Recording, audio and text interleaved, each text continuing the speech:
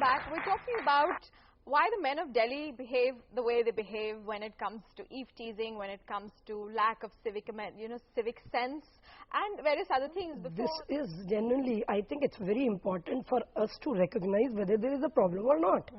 There is genuinely this big problem. One, we have lack of these public convenience, you know. Number two, as far as maintenance is concerned, if you go, say, by around 10 o'clock, 9:30, 10:30, 11, 11:30, it will be clean. And during the day, because we don't have a system of the whole day cleaning. Number two, I feel where the market associations, the trader association, the resident welfare associations, and where the elected representatives, they are conscious, they are sensitive. The things are working in a much better way. Well, we've got Arjun Bhagat. You're a lawyer and you're a male in Delhi. I mean, I'm not asking you to represent all the men of Delhi, which would be completely unfair.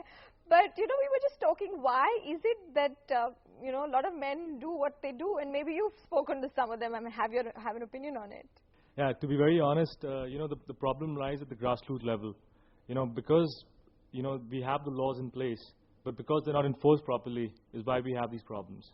You know, if you take a simple instance of public urination, of driving on the city roads, or doing any such thing, you know, which is in reference to lewdness or you know, disparaging a woman's integrity, it's all to do with the fact that, you know, you'll see a policeman standing right around the corner.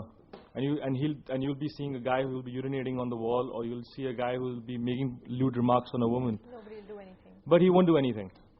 And even if he does attempt to do anything, the guy will probably go to him and offer him 50 rupees or 100 rupees and tell him, you know what, here's something for you.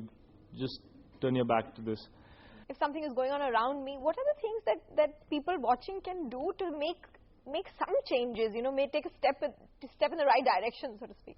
Being a party as a witness, I need to take a call, you know, agree to pay a challan rather than pay a bribe, because then the moral consciousness of the cop goes down further. Now he wants the easy way out, and I think if we can all keep setting examples, and whenever we see we are an objective viewer of an act like this, to maybe make a change. And I think if the reinforcers go away, and if the reinforcers are replaced by adequate punishers. Punishers doesn't really mean a very, very harsh punishment, you know. I mean, my legal colleague will agree, if the punisher is too harsh, even that deters compliance. What is required is maintenance of the toilet is not a maintenance of rail and bridges and other things.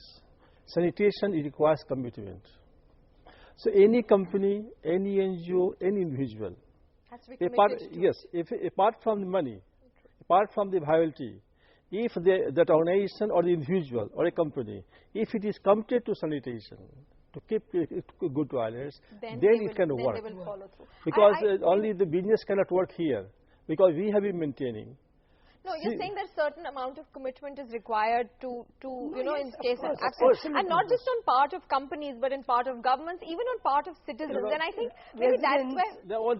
Just take 1 2 seconds. Just see, in Kabul, we have been maintaining public toilets in the temperature minus 30 degrees, and they are functioning so well. Your TV can go and see yourself.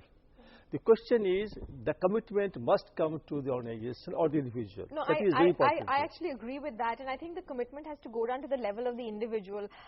Recently, I was at a traffic light and I saw somebody sitting in a very posh car open the window and throw out orange peels. And I was so disgusted. I said, you know, somebody who maybe is lacking in a certain amount of education or civic sense, doing it, one can accept. But, you know, you're sitting in this huge car. It's obvious that you have a certain amount of money. You have a certain level of education. And for that person to do it, and it was a red light. I rolled down my window and I said, excuse me, but what are you doing? And this is really, this guy, the poor guy was so sheepish, you know. So he said, oh, sorry, you know. But the point is, maybe we all need to start doing that. I don't know if anybody in the audience agrees with. I have a suggestion to make here. Please. For everything, all the issues which we want to touch today, we should have civil policing, eve teasing. You know, the civil policing is one answer where in each ward we should have a group of 5 to 8 youngsters, girls and boys both.